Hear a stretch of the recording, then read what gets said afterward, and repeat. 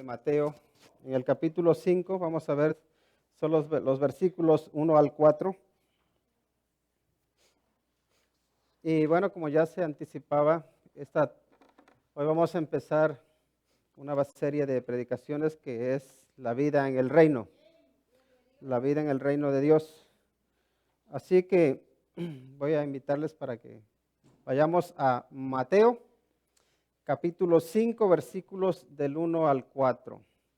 Dice la palabra de Dios: viendo la multitud, subió al monte, y sentándose, vinieron a él sus discípulos, y abriendo su boca les enseñaba, diciendo: bienaventurados los pobres en espíritu, porque de ellos es el reino de los cielos. Bienaventurados los que lloran, porque ellos recibirán consolación. Vamos a orar. Te damos las gracias, Padre Santo, por tu palabra. Pedimos porque al meditar en ella tú nos ayudes a comprenderla, que podamos obedecerla. Y Señor, te rogamos porque tu Santo Espíritu nos guíe y que esta meditación sea de edificación para todos y sobre todo que te glorifique a ti. Señor, por favor, habla a nuestra vida y fortalécenos, anímanos, Señor, y desafíanos para que hagamos tu santa voluntad. Nos ponemos en tus manos y rogamos de tu bendición en el nombre de nuestro Señor Jesucristo. Amén. La vida en el reino. Y la pregunta es, ¿cómo debemos vivir o cómo debe vivir un ciudadano del reino de Dios? Y creo que aquí en la Biblia, especialmente el Evangelio de Mateo, es el que nos enseña con más claridad cómo es la vida en el reino, y principalmente porque Él es quien nos presenta al Señor Jesucristo como el Rey, no como un rey entre muchos reyes, sino como el Rey verdadero, el Rey prometido, el Rey soberano, porque habrá muchos reyes, pero solo uno tiene un atributo que es el de ser soberano, que está por encima de todo, y eso lo estuvimos viendo la semana pasada, como bien recordarán. Ahora, antes de que vayamos aquí a ver lo que son los capítulos 5, 6 y 7, que es donde está lo que se conoce como el Sermón del Monte, antes de entrar allí, es bueno que meditemos en qué hay antes de estos pasajes y también luego veremos qué hay después. Y también creo que es bueno que meditemos o que pensemos en quién era Mateo. Todos conocemos a Mateo. ¿Dónde está Mateo? Ya se nos fue, ¿verdad? Pero ¿quién era Mateo y quién es Mateo? Después de conocer al Señor Jesucristo como un ciudadano del reino.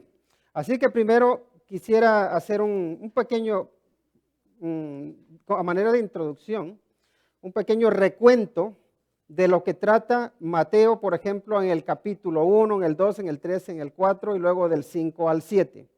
Primero nos damos cuenta que Mateo en el capítulo 1 presenta la genealogía del Señor Jesucristo.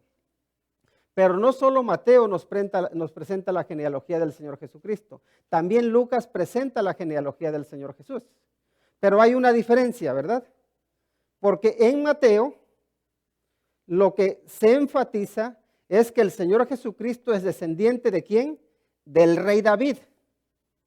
Y por eso pone que genealogía de Jesucristo, hijo de David. Y vemos que ahí la lleva hasta Abraham y de Abraham para acá.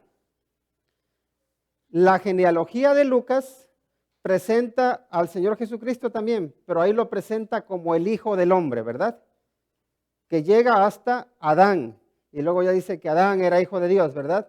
Pero si nos damos cuenta, el enfoque de Mateo es presentar al Señor Jesucristo como el Rey verdadero, y Lucas tiene como objetivo presentar al Señor Jesucristo en su humanidad, como el Hijo del Hombre, y por eso esa diferencia en las genealogías. Luego, si pensamos en Marcos lo que vamos a ver, lo que vemos constantemente es el servicio. Dios presenta en el Evangelio de Marcos al Señor Jesús como el siervo. Porque dice, porque el Hijo del Hombre no vino para ser servido, sino para servir y para dar su vida en rescate por muchos, ¿verdad? Ahora en Juan, ¿qué enfatiza del Señor Jesucristo? Juan enfatiza la divinidad de Jesús. Por eso nos dice que en el principio era el verbo y el verbo era con Dios y el verbo era ¿qué? Dios, que el Señor Jesucristo es Dios. Entonces Mateo nos presenta al Señor Jesucristo como rey, como el rey verdadero, como el rey que el pueblo judío necesita. Y vemos entonces en el capítulo 1 que es presentado como el heredero legítimo del trono de David. Eso está en el capítulo 1.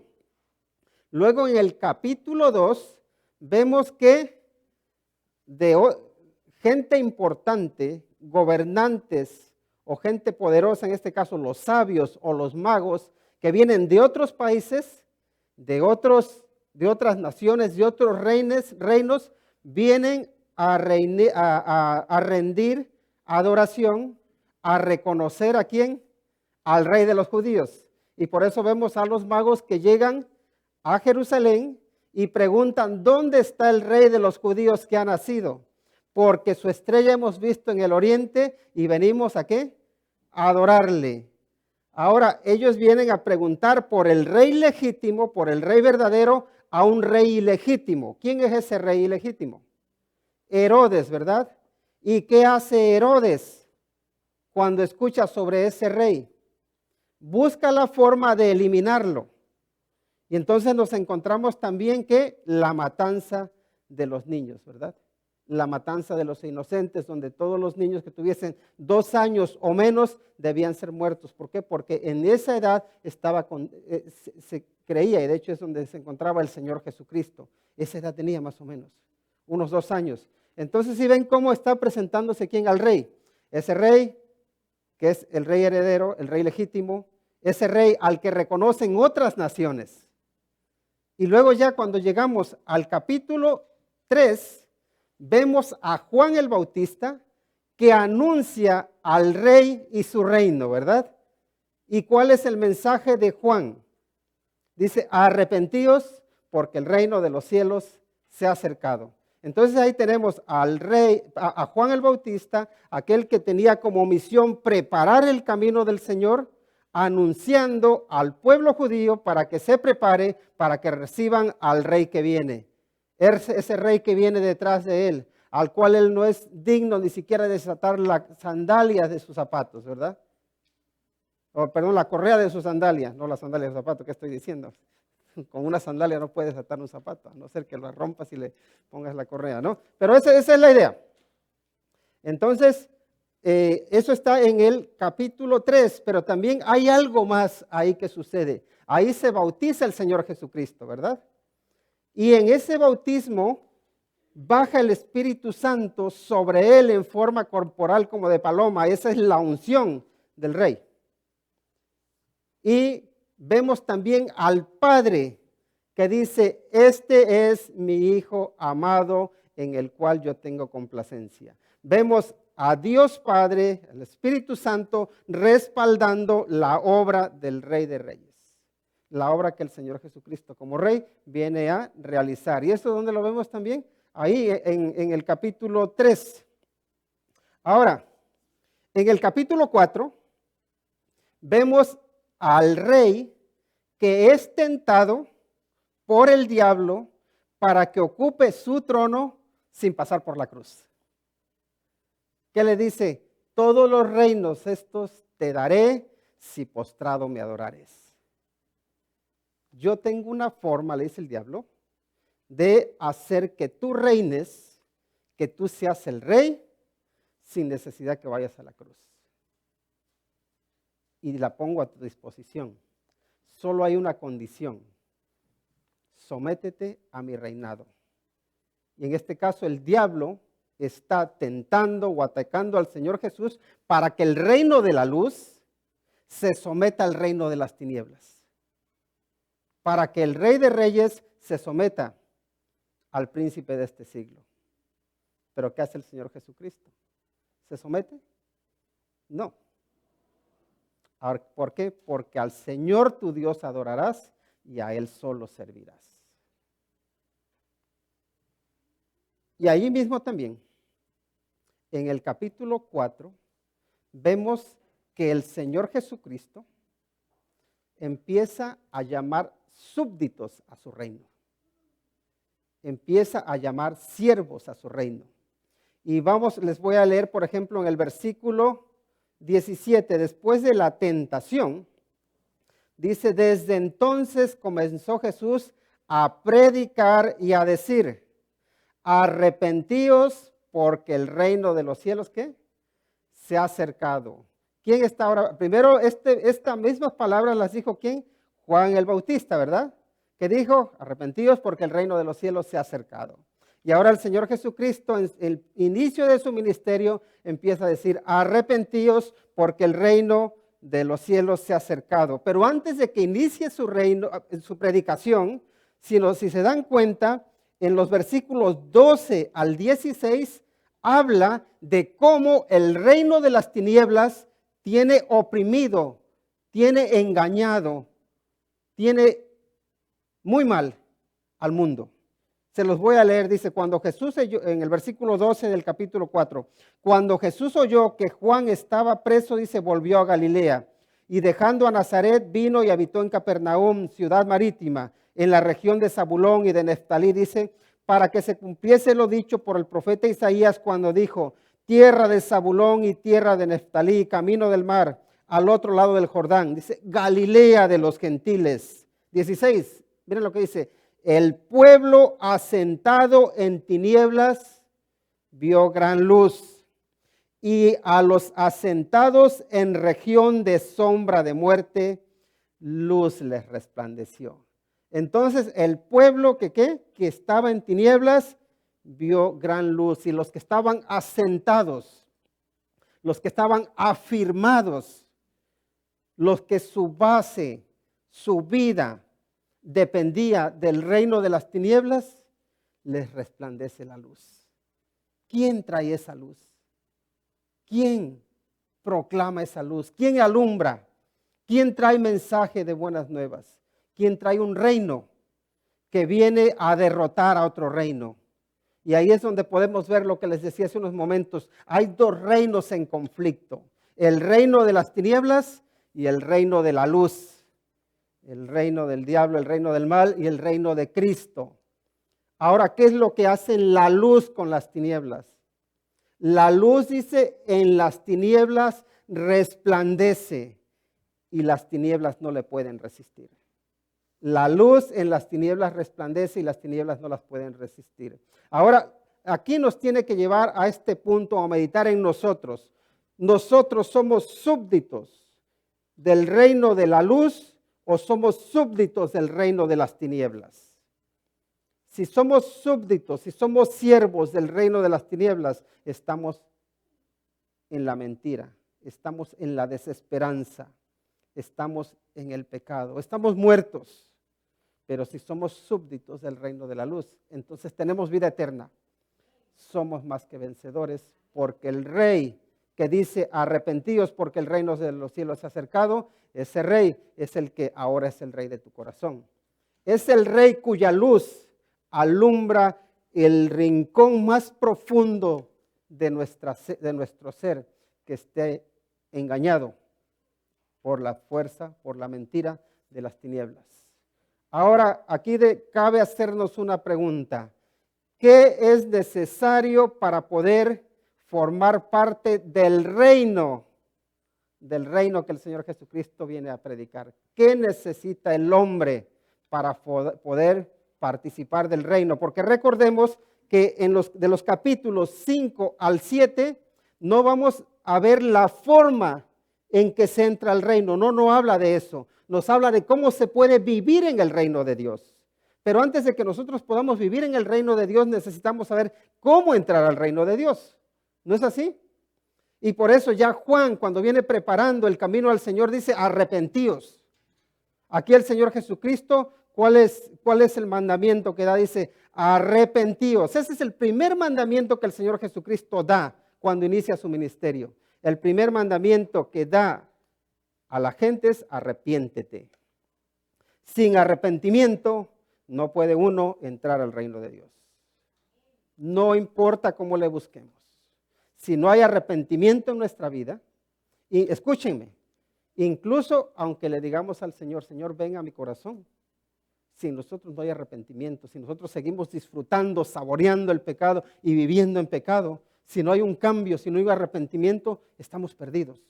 Porque ¿qué es el arrepentimiento? Aquello que el Señor Jesucristo le está diciendo a la gente cuando dice arrepentíos.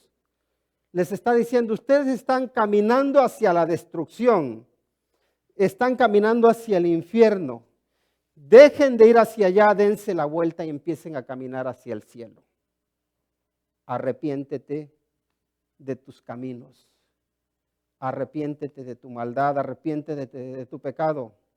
Deja de rechazar a Cristo y sométete a Él. Deja de someterte a tu voluntad, a tu egoísmo y sométete a la voluntad de Dios.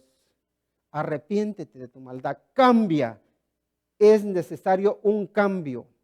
Si no hay un cambio en nuestra vida, nosotros estamos engañándonos.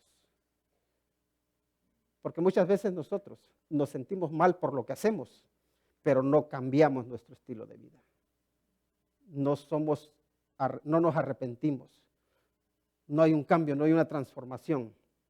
Y ahí de eso está hablando el Señor Jesucristo. Él quiere pecadores arrepentidos. No nos detesta por ser pecadores. No nos rechaza por ser pecadores. Nos rechaza porque no hay arrepentimiento, porque amamos el pecado. Por eso dice, y esta es la condenación, que la luz vino al mundo, pero los hombres amaron más las tinieblas que la luz, porque sus obras eran malas, porque ellos querían seguir en sus obras, en sus malas obras. Entonces la pregunta para cada uno de nosotros es, ¿queremos seguir en las obras malas? ¿Queremos seguir en el camino de las tinieblas, en el reino de las tinieblas? ¿Queremos seguir sirviendo al príncipe de este siglo? ¿O queremos servir al Rey de Reyes y Señor de Señores? Arrepentidos, dice, porque el reino de los cielos se ha acercado. Porque el rey estaba allí. Y fíjense cómo después en el versículo 19 les dijo, venid en pos de mí, dice, y os haré ¿qué? Pescadores de hombres. Esa es la segunda orden que el Señor Jesucristo da. Síganme es lo que está diciendo. ¿Y a quién se los dice?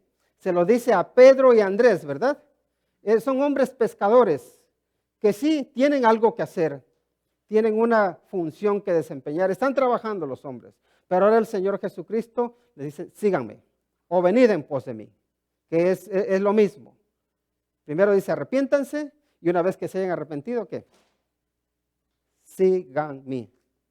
Repent and follow me es lo que está diciendo. Son los dos primeros mandamientos que el Señor Jesucristo da.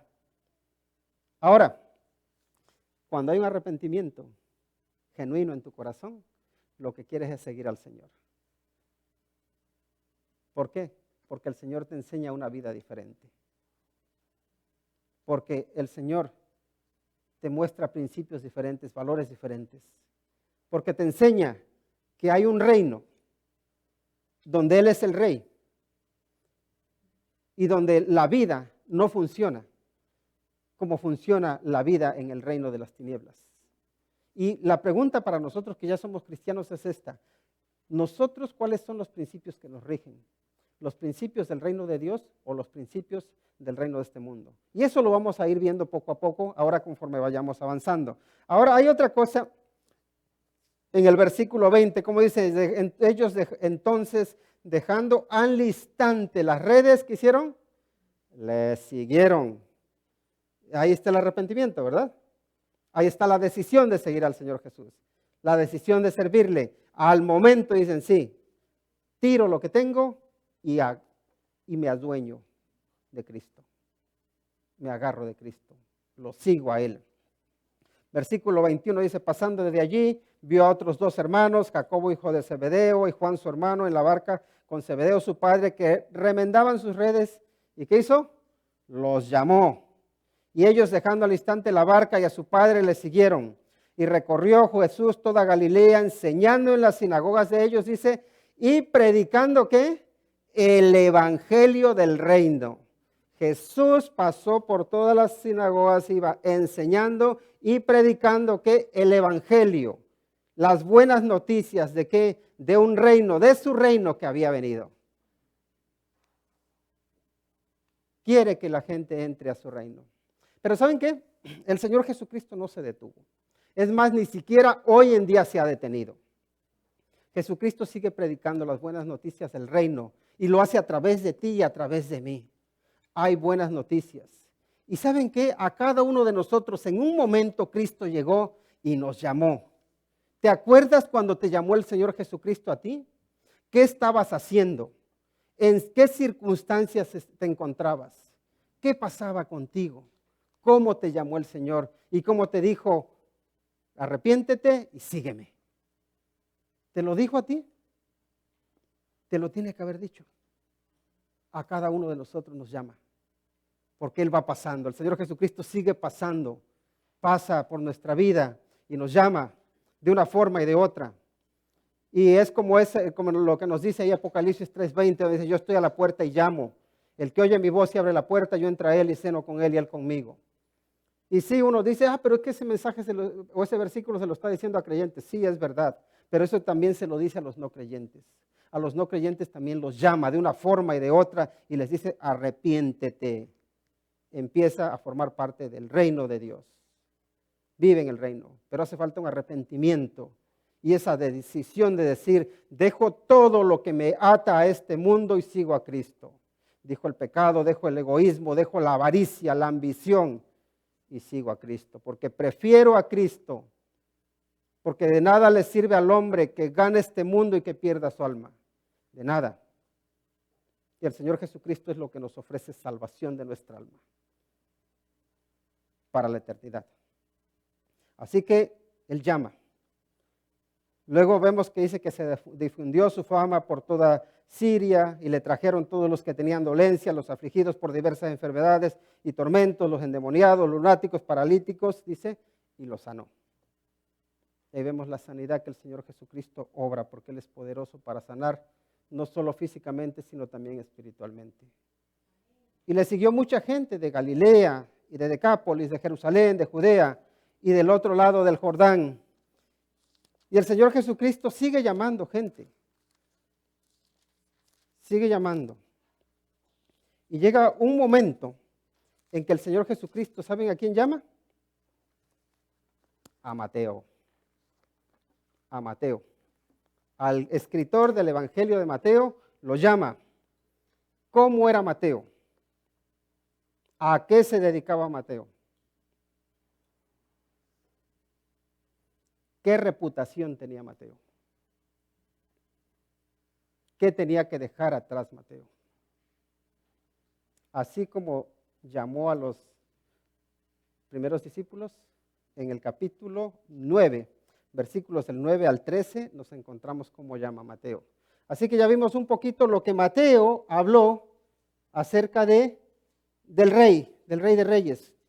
Pero ahora aquí Mateo, fíjense que él no se está posicionando no se pone él como el primero que llama al Señor Jesús. No quiere atraer la atención sobre sí. Él quiere exaltar al Señor Jesucristo. Él es el Rey. Él es el Rey soberano, es el Rey verdadero. Y dice en el capítulo 9, versículo 9, dice, pasando Jesús de allí, Matthew 9, 9-13, dice, pasando Jesús de allí, vio a un hombre llamado Mateo. Jesús pasa, ve a un hombre que se llamaba Mateo. Mateo dice que estaba sentado al banco de los tributos públicos. Y le dijo, lo mismo que dijo a los otros discípulos, sígueme. Dice, y se levantó y le siguió. Versículo 10 del capítulo 9. Dice, y aconteció que estando él sentado a la mesa en la casa, así que Mateo le sigue, pero ahora lo invita también a su casa.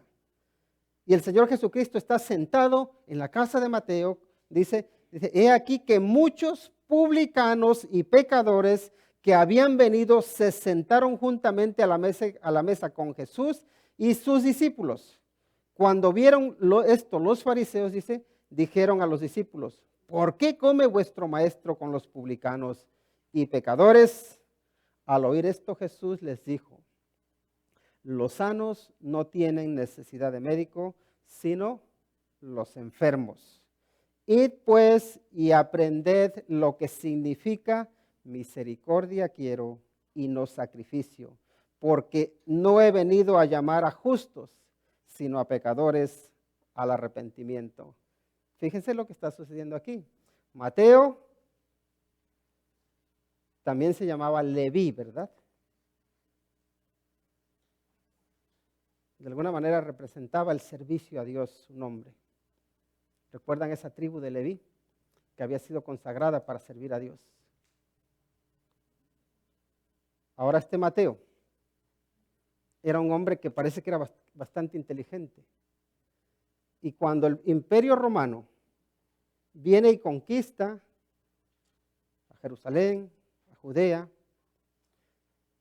Mateo dice, o él ve cómo puede salir bien parado en esta situación en la que todo el mundo está en caos, en la que todo el mundo está sufriendo. Y lo que hace Mateo es hacerse un servidor de la fuerza ocupante, del imperio, ¿verdad? De ese reino. Entonces Mateo se convierte en un traidor para su pueblo, porque él empieza a quitarle o a sacarle el dinero a su gente para dárselo ¿a quién? A los enemigos. Así que Mateo es un publicano, uno que cobra impuestos, que le saca el dinero a su gente para dárselo a los opresores.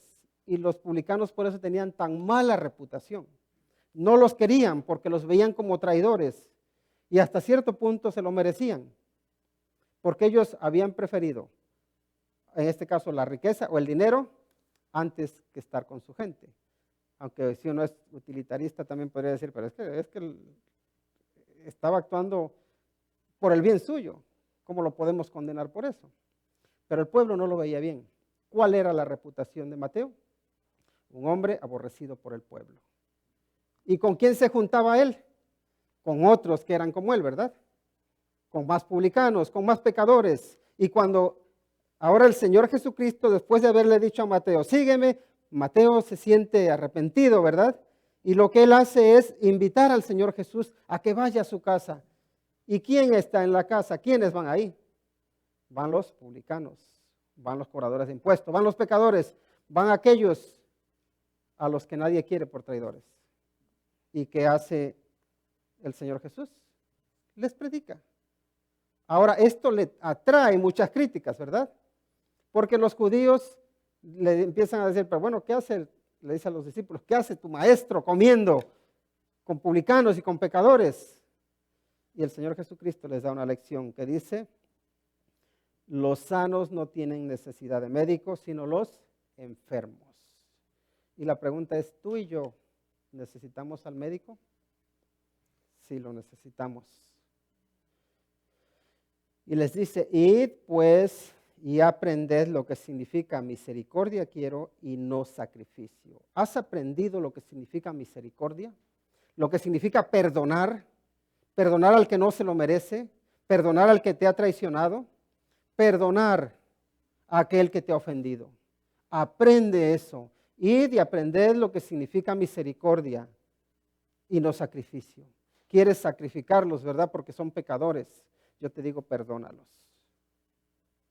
Tú quieres que se haga justicia. Yo te digo que hagas misericordia. Estos que tú tratas como pecadores, como publicanos, como traidores, como lo peor de la sociedad, estos necesitan la misericordia de Dios porque también están ciegos. Porque ese pueblo también está en tinieblas. Y Mateo, que conoce muy bien cómo funciona el reino de este mundo, porque él ha aprendido a ver cómo funciona el sistema de gobierno de este mundo para poder él sacar el mejor partido. Ahora él aquí en el evangelio que él escribe, dice, el reino que yo seguía, al rey que yo seguía, era un impostor, era falso. El rey verdadero es Cristo Jesús. A ese les presento. Mateo nos presenta al rey verdadero. ¿Por qué Mateo? Porque Mateo entiende, porque Mateo conoce cómo funcionan los reinos, cómo funciona la política. Y dice, son falsos. No pongan su confianza en los reyes de esta tierra. No pongan su confianza en el reino de esta tierra. No pongan su confianza en los políticos. Son corruptos todos.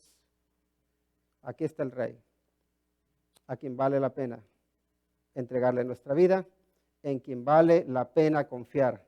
Se llama Cristo Jesús, el Rey de Reyes, Señor de Señores, cuyo reino se ha acercado. Y el reino, ese reino está aquí, dice. Está a la mano. Puedes participar en él. Puedes vivir en él. Y allí, en ese reino en el que tú parece que eres un desposeído, en el que parece que tienes nada, te voy a decir una verdad.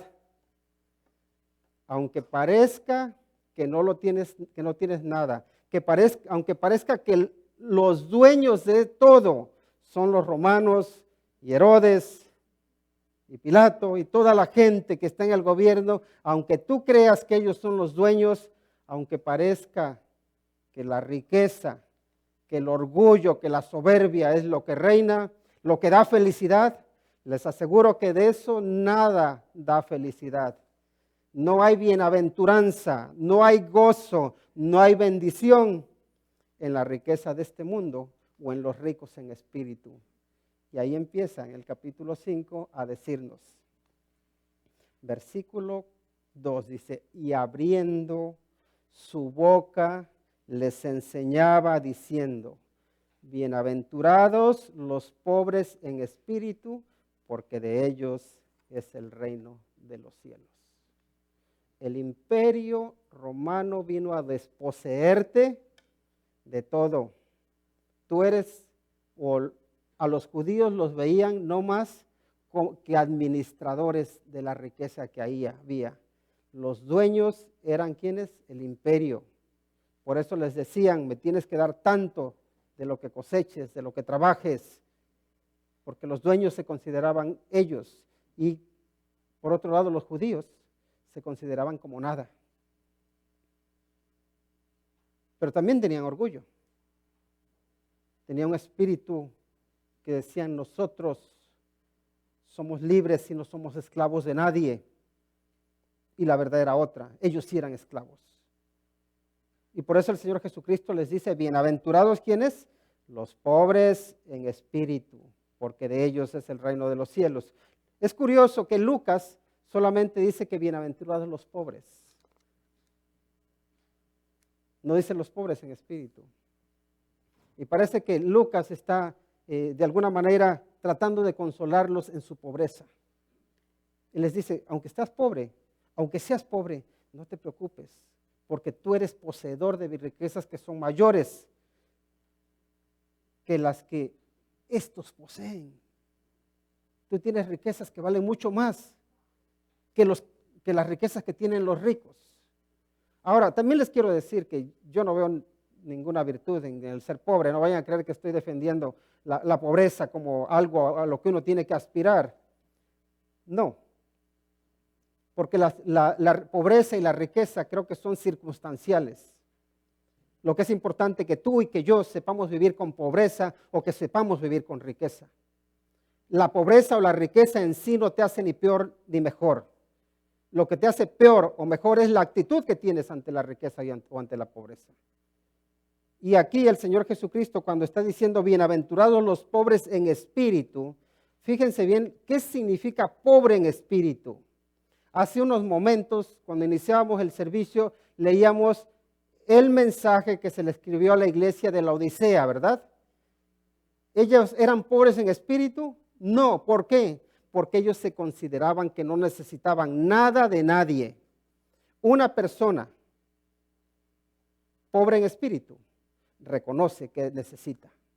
La pobreza, el reconocer uno su pobreza, implica que uno reconoce que necesita, que no es autosuficiente, que necesitamos que nos ayuden, que nos echen la mano, que nos ayuden a salir adelante. Tiene que ver con humildad. Por eso dice, bienaventurados los pobres, pero no solo pobres porque están desposeídos económicamente, los pobres en espíritu. ¿Por qué? Porque no se sienten mejores que los demás, porque no son orgullosos, porque no son altaneros, porque no son de los que dicen, oh, yo no necesito nada de nadie, yo me valgo por mí solo, porque les puedo decir que hay gente pobre que es orgullosa de espíritu, que no es pobre de espíritu. Gente pobre, sumamente orgullosa, a quien Dios mira de lejos. Porque ¿qué dice? ¿Qué dice Dios acerca de aquellos soberbios, de aquellos orgullosos, de aquellos que no reconocen que tienen necesidad? Que Dios los mira de lejos. Dice que son bienaventurados los pobres en espíritu. ¿Por qué? Porque ellos lo poseen todo, porque de ellos es el reino de Dios, porque de ellos es el reino de los cielos. Y eso es importante. ¿Por qué? Porque, fíjense, imagínense por todo lo que las vejaciones que tenían que pasar los judíos. Un pueblo al que se le ha vencido, al que si tú quieres, fíjense bien, como ciudadano, si tú quieres le puedes decir a alguien, a otro, que es ciudadano de otro pueblo, por tú ser romano, tienes la autoridad de decirle a otro, oye, hey, tengo aquí estas lonas, llévamelas, 1 milla. Y que ese hombre no te pueda rechistar y que no te pueda decir, ¿pero por qué? Sino que tenga que agacharse y decirme, las llevo. Eso tiene que ser duro. Eso, la moral, la autoestima, te la deja por los suelos. Y cuando a ti alguien te trata de pisotear, alguien te trata de sobajar, someter, de hacerte sentir que eres menos, ¿cuál es la reacción natural de nosotros? ¿Qué te crees? ¿Que eres más que yo? Te voy a demostrar que no. Entonces lo que uno piensa es en él, en la venganza, en el desquitarse. Y ahí el Señor Jesucristo les dice, ¿sabes qué? Estos soberbios, estos orgullosos que te quieren pisotear, si caes en su juego, llegas a ser tan miserable como ellos. Llegas a tener la misma pobreza que ellos. Lo que tienes que hacer es tener humildad, ser pobre en el espíritu, en ese sentido de decir, no voy a caer tan bajo como tú y no voy a dejar que el odio, que el deseo de venganza me consuma. Y en este caso lo que voy a decir es, tuya es la venganza, Señor, porque tú has dicho que tú darás a cada uno conforme a tus obras. Yo voy a descansar en ti, yo voy a ser humilde, yo me voy a someter. Hay una diferencia tremenda en la conducta de un ciudadano del reino de Cristo con la conducta de un ciudadano del reino de este mundo. Hay un contraste. Por eso aquí el Señor Jesucristo dice que la bienaventuranza y la bienaventurado significa bendecidos, significa dichosos, significa gozosos.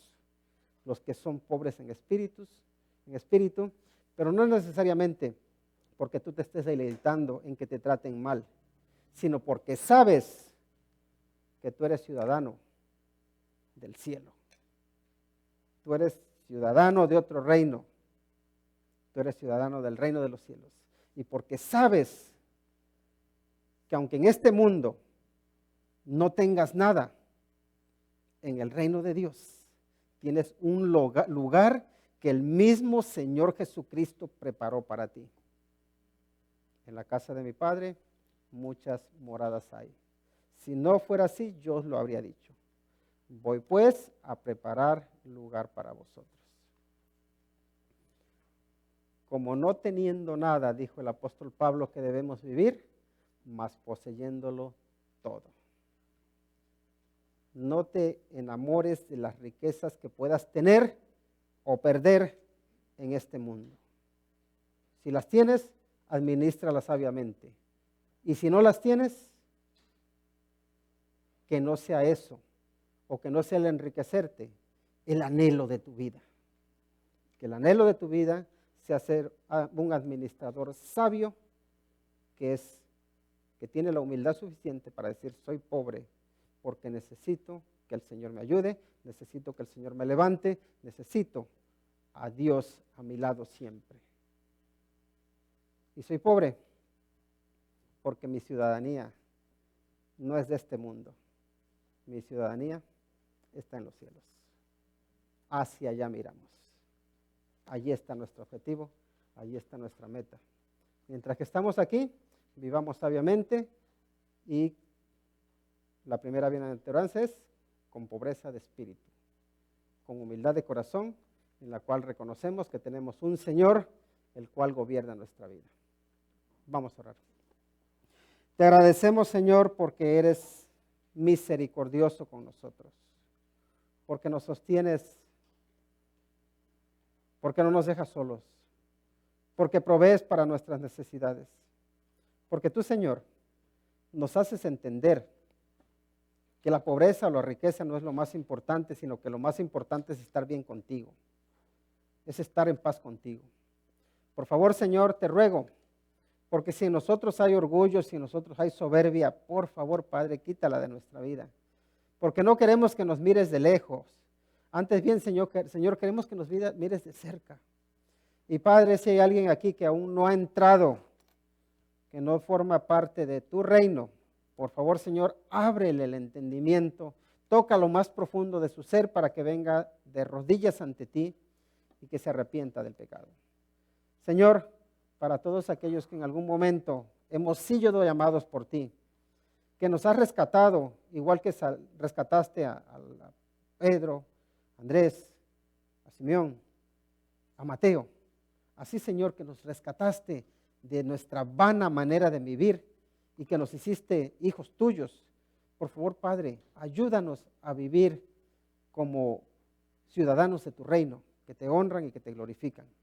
Padre, por favor, manifiéstate en cada uno de nosotros, de tal manera que te podamos honrar, que seas tú el que reina en nuestro corazón y también, Señor, para que demos testimonio y que las personas que no viven aún en tu luz, que puedan llegar a tu luz, al conocimiento de tu palabra, al conocimiento de ti.